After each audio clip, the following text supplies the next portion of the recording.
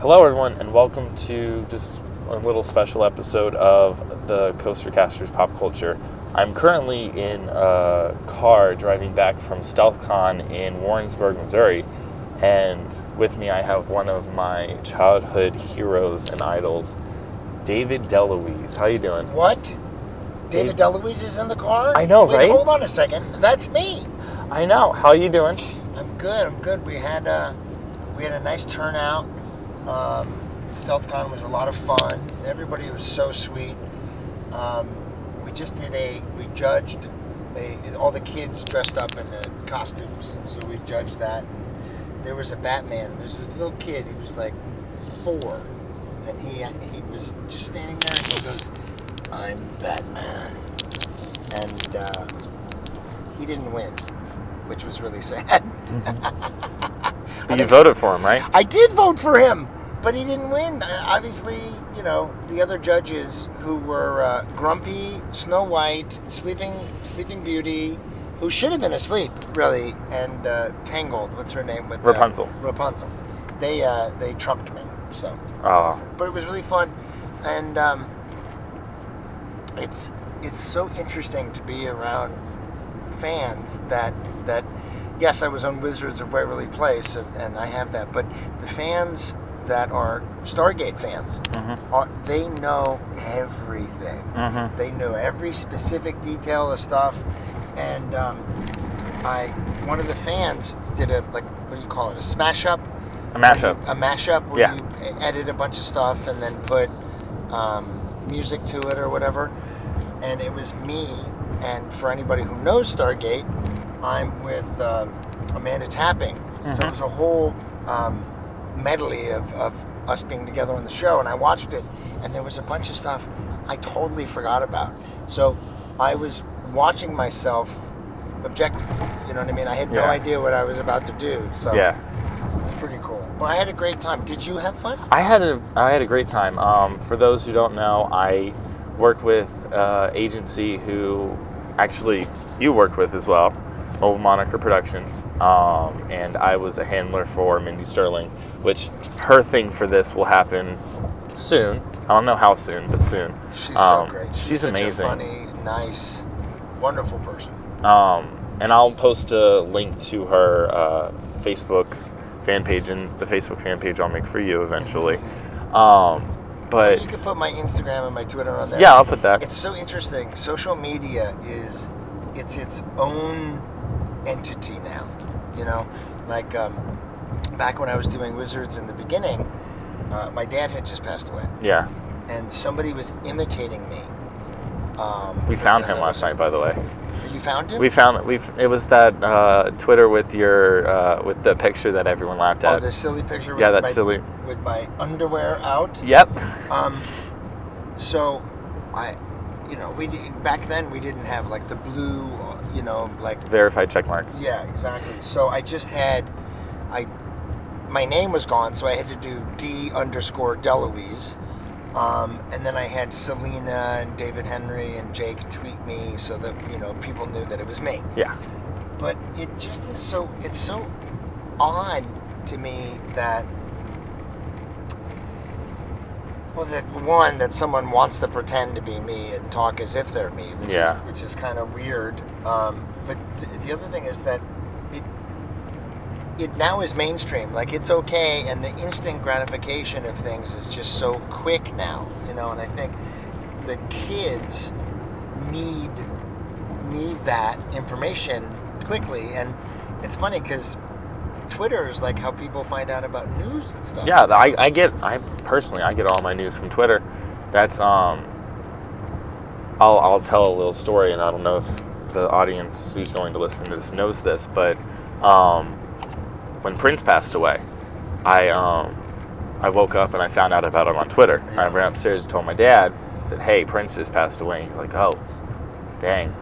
And then China, WWE Women's Champion China, she passed away, and then that next day is when my dad passed away, which we've talked about this. Yeah, so back to back, 3 people that I grew up watching. I loved Prince. Let's Go Crazy is one of my favorite songs from him in 1999, and Purple Rain. It was just great. And then China, just watching her career just as a person who doesn't look like the average woman, who is muscular, and she actually did amazing in WWE. She won a men's title, and then losing my father, which we can relate on that level too. There's nothing. People who have lost a parent understand. People who have not lost a parent, there's no way for them to understand it until it happens. You know, it's like it's another beast. It's a different entity. You know. Yeah. You know what I mean? I know. But you know, for me, with when my dad passed away, he was ready to go because he was sick for a while. Yeah. And I mean, I guess if you're ever ready to go, but he did say, "I'm sick of being sick." Yep. You know, he had a very full life. He's been gone about 6 years, and there's not a day that goes by where someone's not like, "Oh my God, I loved your dad," or you know, I mean, at this con, I had 40 people come up to me and say, including myself. Yes, and it's nice, you know, Yeah. because he definitely lives. He's still alive in my life, you know. And he's got a nice body of work that I can go and watch anytime I want. It's very true. Which I personally believe. I was talking to Mindy about this, and I said, I personally believe that Dad and your dad, Dom DeLuise, like are up in heaven just partying. Like Dad finally got to meet him, and they're like, "Hey, let's get our sons to meet." Yeah. Yeah. So I firmly believe that Dad helped me out with that because you were last minute at SouthCon. Yes. Who? Crystal Lowe. She was got booked. A job. Yeah, she had a booking that she needed to go to. Right. So I guess they called you, and Because I'm not working. No, I'm just kidding. I was available, and I was so happy to come out and be with everybody. now let's transition to talking about like your work. Mm-hmm. Getting off of the personal stuff. How was your time on Wizards? Did you enjoy it? It was great. I auditioned, and it's so funny. I said a couple of things wrong, but they thought it was on purpose, and it was really funny. So I'm kind of look. Back in the day, I'm not sure exactly. I'm guessing it was 8 or 10 years ago. Sorry, it's my alarm. You're good. Time to take my medication. No, I'm kidding. But it was a minute ago, and Disney Channel, yes, had Hannah Montana, and she was a big star. Mm-hmm. But parents on Disney Channel were like, "Hey kids, don't do that." And at the end, it's like, "I told you so." But on Wizards, we actually interacted. We were a family unit, and it was definitely a vehicle for Selena. But it was more ensemble, which was great. Yeah. And I had said to my buddy Louie the night before, I said, "I just want a job. I just want a place to go hang my hat, walk through the gate. Hey, Fred, how your kids? Yeah, good. All right." So I wanted a place where I didn't have to go, and for an actor, you're constantly looking for the next job. Mm-hmm. So, which was nice because I was there and I had a stable gig, and it's fun.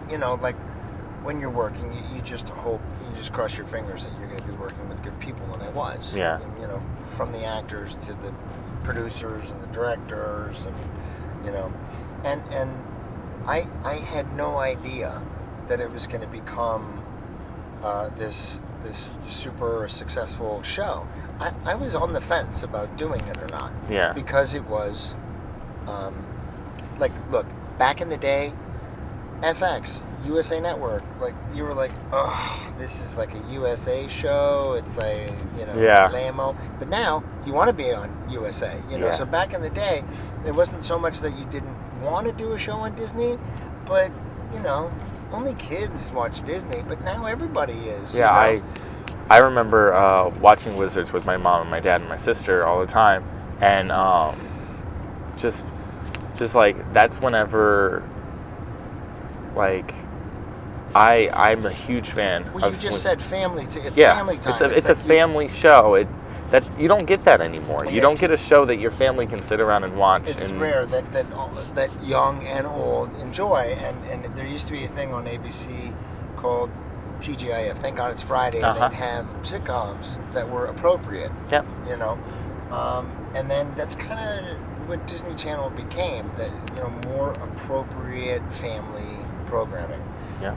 And the other thing about the show that I really loved is, and I had this thought prior to doing it, was I wanted to direct. Mm-hmm. So I was able to get that opportunity, and I directed about 6 or 7 episodes of that, and I did some other Disney shows and Nickelodeon shows, and it was really fun. And directing is hard because you're there 24/7. You know, you're in charge of. Yes, in this medium, the executive producer is the ultimate. Yeah. You know, usually in film, the director has a lot more say creatively, but you're there 8 in the morning to 8 at night, working your tail off. You know, making decisions, doing all that stuff. I'm not complaining. It's just hard work. And then when you go back to doing acting, you're like, wow, this is really easy.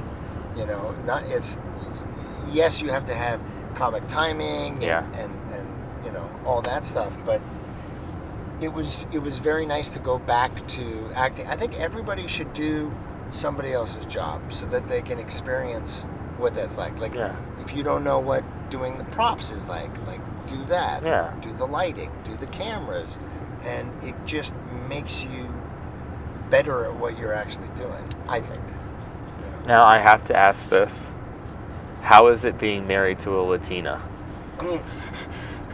Maria Canals Barrera. She was really sweet. It was the first time that Disney Channel had a quote unquote interracial couple. Exactly. Yeah. And since then they've had like a gay couple, which has been great.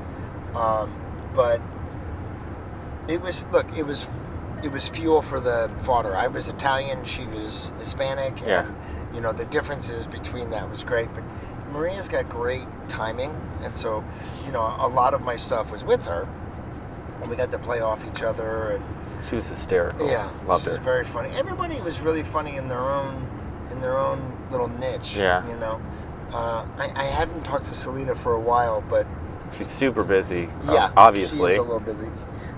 Just a little. I do talk to Jake and David and Jennifer. Yeah. And it's nice to catch up with them because they're like my fake kids. Yeah. You know, like I'll say, hey, it's your fake father. Yeah. You know. For me, whenever I was watching the show, all of my friends, whenever we like went to school the next day after there was a new episode, everyone's like, "Oh, Selena's the best. I love her." I'm like, "No, Jennifer. Jennifer was my girl. She was hysterical. Hysterical, excellent timing, and I think she was 14 or 15 when we started, but she was like a 14, 15-year-old trapped in a, you know, 7-year-old body, mindset, because she knew about, you know, old Hollywood, like black and white movies. She's very just like... She was old school, but new school. Yeah, she's old soul for sure. And I talked to her recently. She is going back to school. Oh, wow. Which is great. She's still acting, but she's getting her degree. And I have an acting class that I do for kids. It's called Actors Giving Back. And she has now come out and is starting to teach. That's great. With me. Yeah, it's nice to work with her again, which is great. Now let's transfer over to your other big thing, Stargate. Yeah. How was your time on Stargate?